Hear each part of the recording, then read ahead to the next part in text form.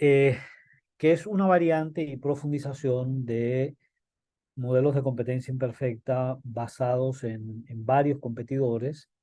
solo que en este caso las variables estratégicas se trasladan a un terreno algo más complejo que precio, cantidad, capacidad instalada para abordar múltiples instrumentos que permiten tener nichos de mercado relativamente aislados de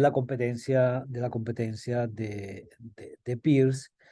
y que se realiza a partir de, digamos, estrategias de diferenciación de productos. Diferenciaciones que pueden ser múltiples, complejas o que pueden ser tan elementales como marca comercial, etiquetado, envasado, etcétera, pero que pueden llegar a involucrar gastos de investigación y desarrollo, de diseño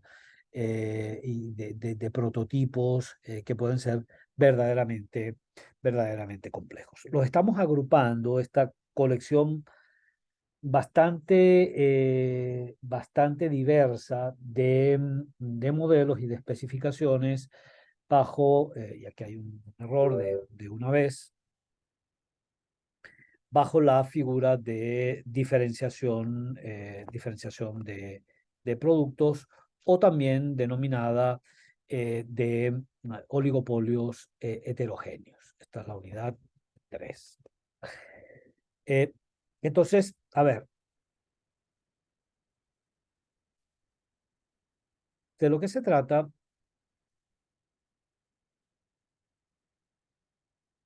es de darnos un paseo en el último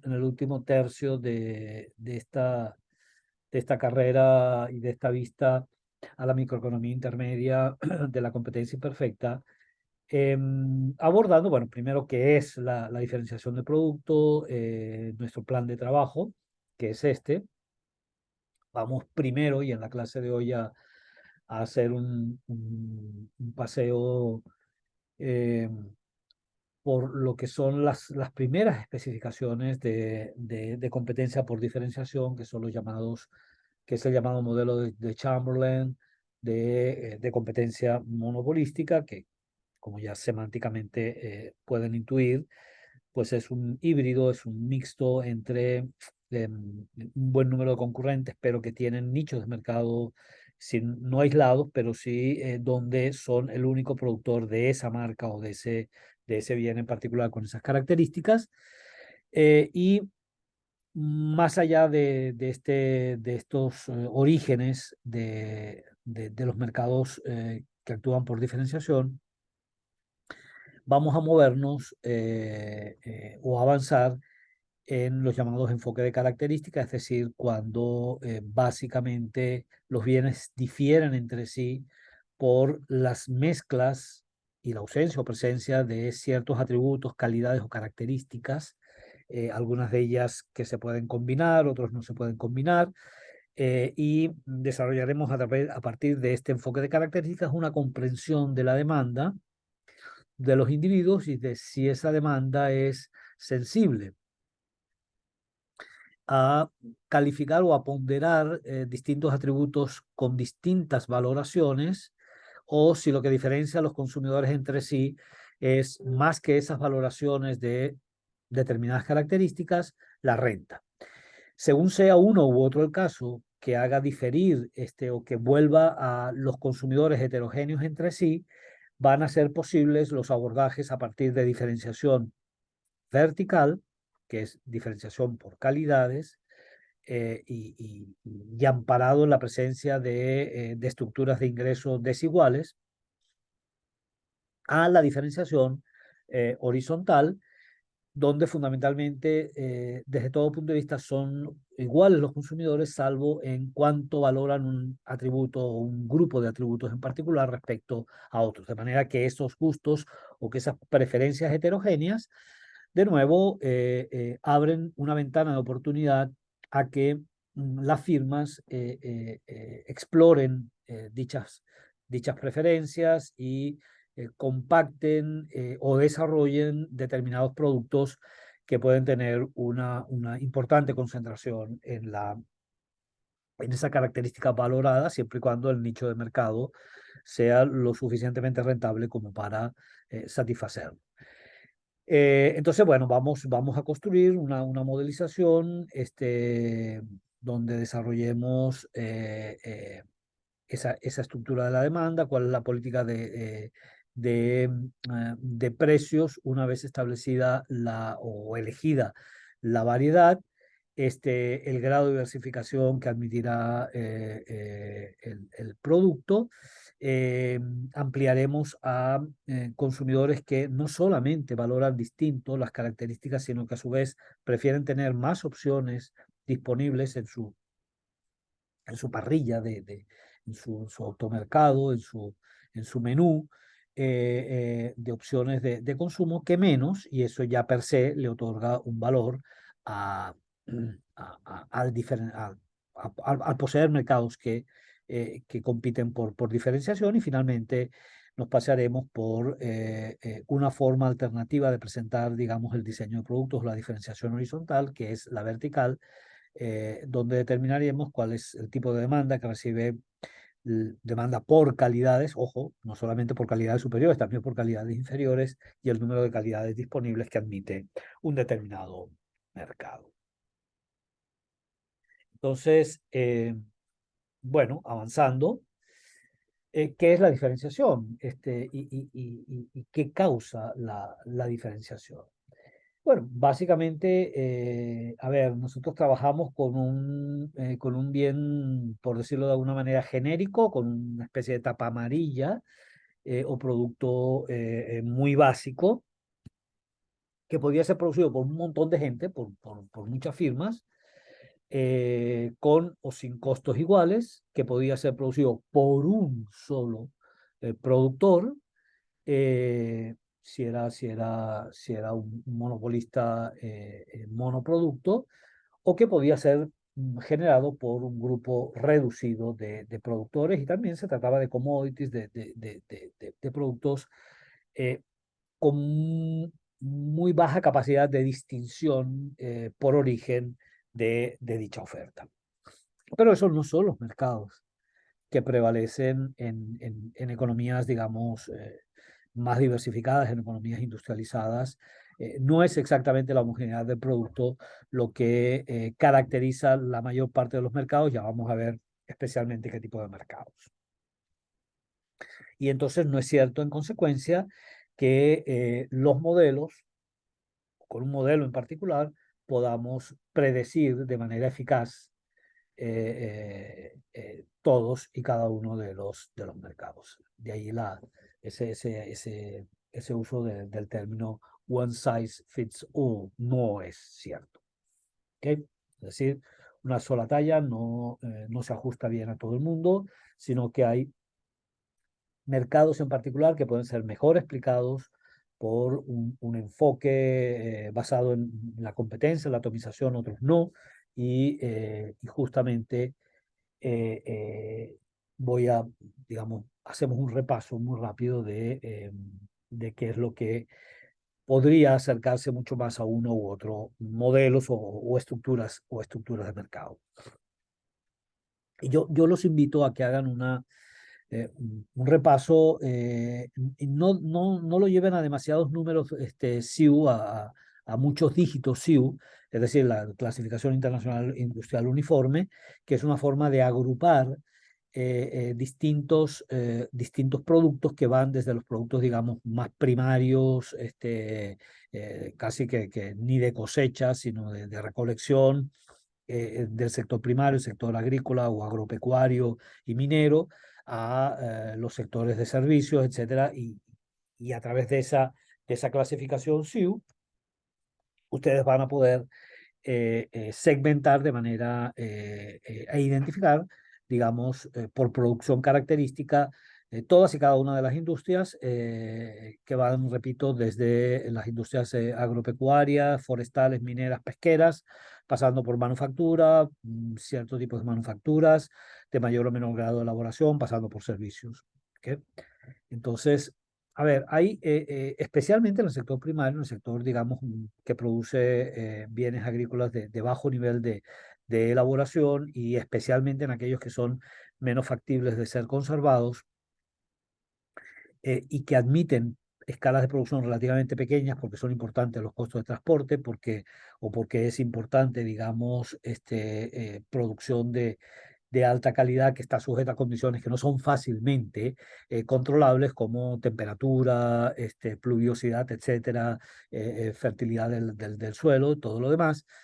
hace que algunos bienes agrícolas puedan ser producidos por muchos, las barreras de la entrada sean relativamente pequeñas, que puedan ser producidos a pequeña escala y por tanto que admitan en el mercado una considerable cantidad de oferentes, y que por tanto los mercados para ese tipo de bienes se acerquen mucho más a lo que teóricamente ustedes en Micro 1 veían como competencia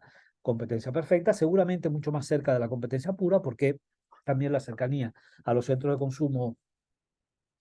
ayuda mucho a hacer competitivo esa producción, y por tanto los costos de localización importan mucho, y eso nos acerca más a estructuras de mercado de competencia pura. Si por el contrario nos movemos en el mundo de las grandes utilidades públicas o productores de servicios públicos básicos, ya hablamos, bueno, eso, de electricidad, de aguas servidas, de gas, etcétera, pues seguramente allí, por el hecho de las economías de escala, por el hecho de la sensibilidad que pueden tener en términos de servicios de infraestructura básica a un montón de actividades y de poblaciones, hará que generalmente prevalezca una estructura de monopolio público o de concesión efectuada, digamos, eh, hacia empresas privadas, pero con una alta regulación y con alta, digamos, injerencia del Estado. Pero, digamos, sería mucho más fácil ver monopolios en telefonía básica o en distribución de agua, aguas negras o blancas, vialidad, etcétera, que en otros sectores de actividad. De manera que seguramente los modelos, digamos, de monopolio, pues allí van a ser la mejor herramienta disponible, ajustada y tal, pero la mejor herramienta para entender el funcionamiento de esos mercados de utilities. Otros, por el contrario, lo vimos en el tema anterior, son productos donde las economías de escala son muy relevantes, y donde eh, son grandes volúmenes de producción contra bajo grado de diferenciación o ningún grado de diferenciación, que típicamente prevalecen en la generación de commodities, de materias, de productos primarios, de materias primas básicas, minerales, agroalimentarias, etcétera, etcétera, que es, digamos,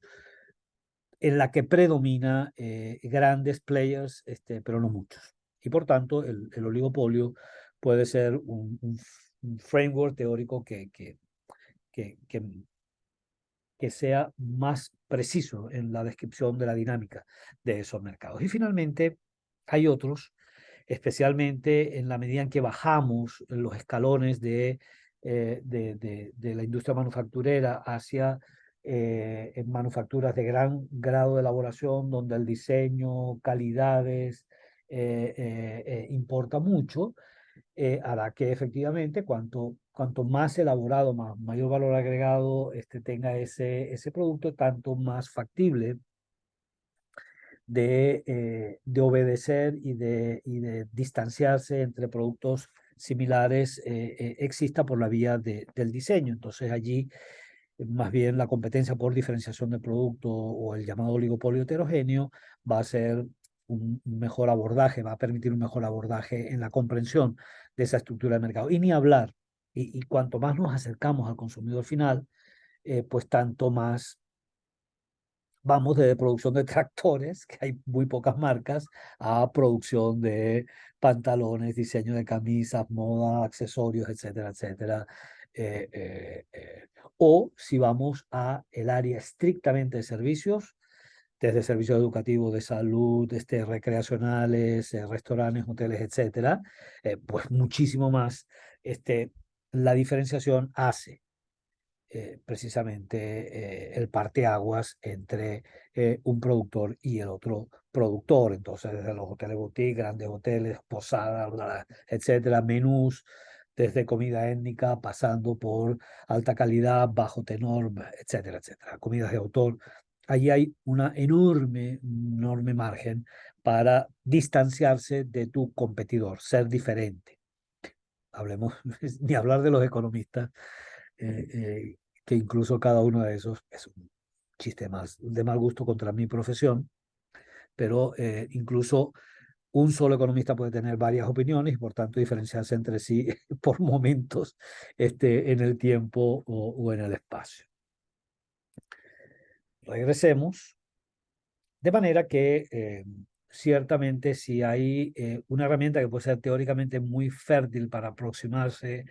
a las evidencias empíricas y al funcionamiento real de los mercados, precisamente son estos instrumentos de competencia por diferenciación de productos. Lo cierto es que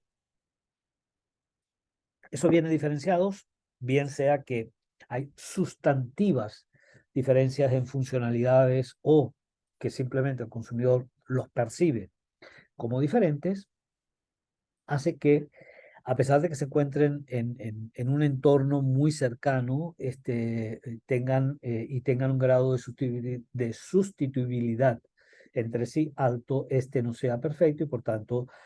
eh, eh, una cabilla de acero pueda diferenciarse muchísimo de otra cabilla de acero. ¿Okay? Entonces, eh, eh, una forma, digamos, de esa competencia atiende al hecho de que hay gente que tiene dispuesta capacidad o disposición a pagar y por tanto puede pagar por calidad, otros no pueden pagar y por tanto se tienen que conformar con empaques con volúmenes inferiores,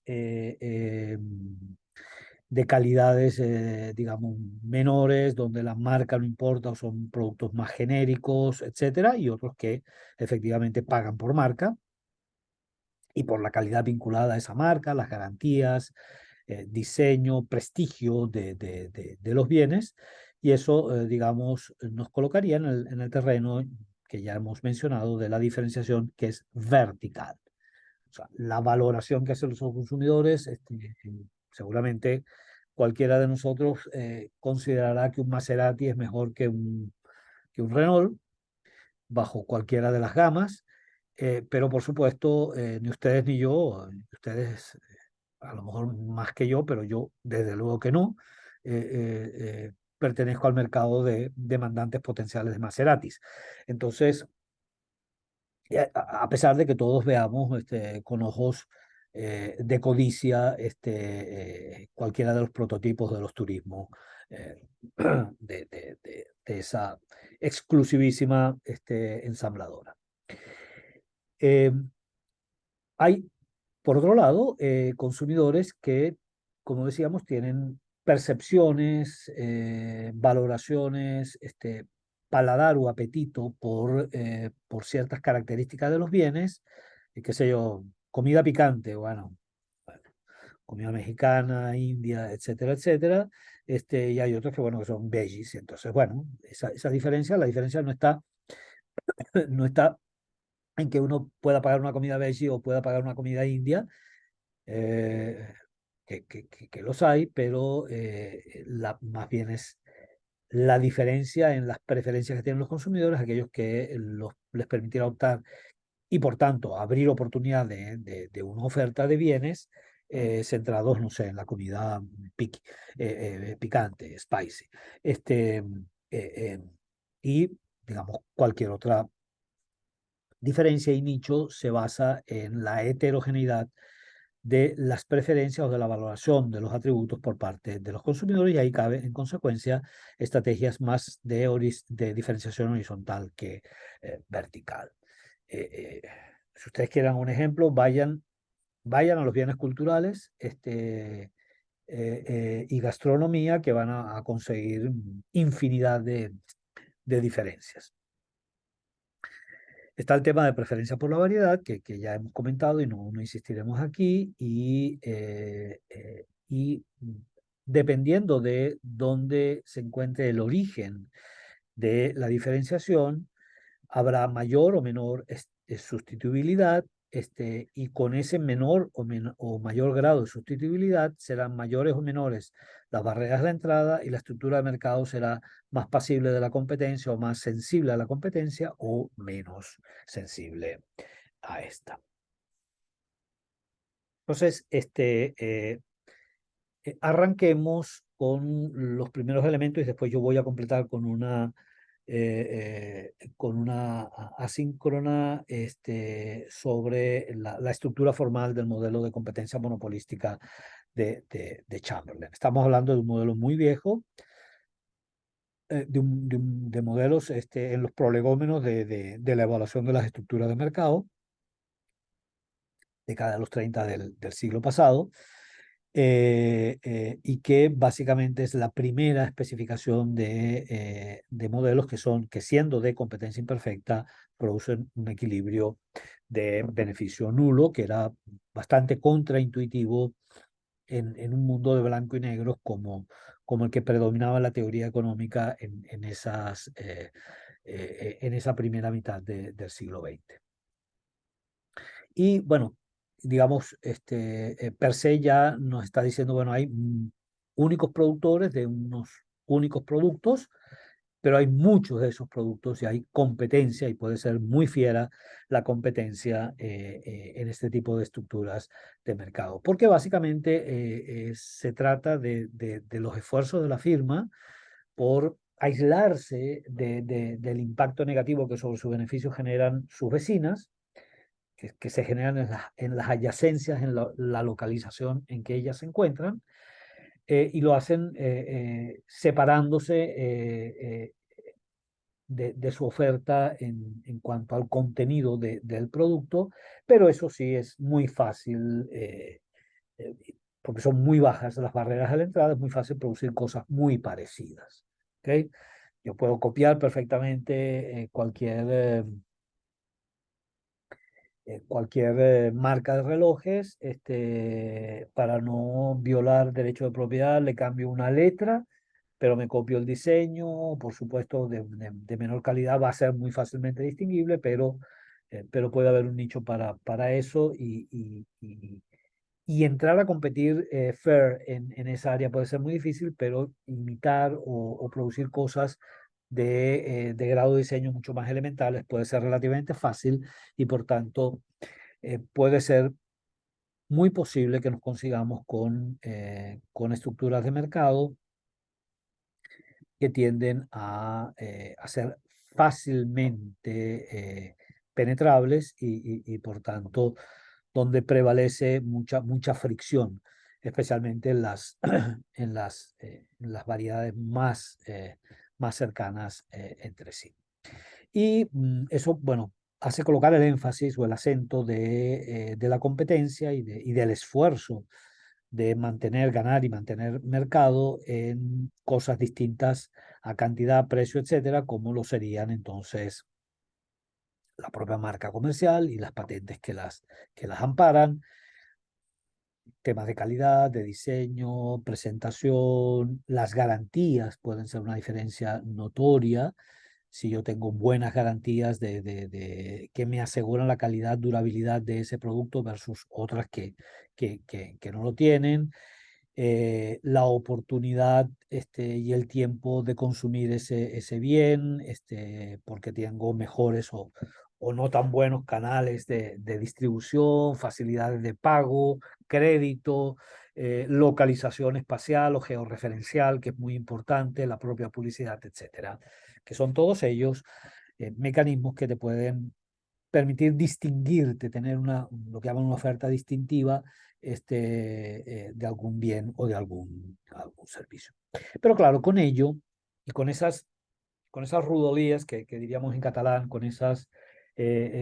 proximidades, adyacencias o vecindades, la propia idea, concepto de industria comienza a disolverse, comienza a volverse como más frágil conceptualmente, porque nosotros definimos ortodoxamente la industria como aquella familia de firmas que generan un producto homogéneo. Aquí claramente y de entrada ya no son homogéneas. Entonces, cuando uno, por ejemplo, habla de la industria automovilística, está hablando una barbaridad en términos de teoría económica. Si hay algo que ah, performa por performa, actúa, se comporta por, eh, por diferenciación, es la industria automovilística o la industria de la moda, etcétera, y la llamamos industria. Ciertamente, más bien es una cadena de actividades o serie de actividades o familias, digamos, o grupo de productos que tienen amplios márgenes de sustituibilidad entre sí, pero por definición son heterogéneos. Y quizás dos cosas que se derivan antes de cerrar de este modelo es que es un modelo, digamos, muy preliminar, es un boceto casi que dibujado así a mano alzada, y por tanto, en rigor, la estrategia de diferenciación por marca comercial o por propaganda es bastante ingenua, es naif, ¿no? Y de hecho, el equilibrio final resultante a largo plazo se corresponde efectivamente a un diseño de estrategia tan simple que virtualmente lo nulifica. ¿No? No hay en rigor unas decisiones estratégicas en este tipo de modelos, a lo Chamberlain. Y lo segundo es que ha sido objeto este tipo de industrias de una leyenda negra, de un ataque por ineficiencia local y en términos de bienestar, etcétera, que evaluaremos oportunamente.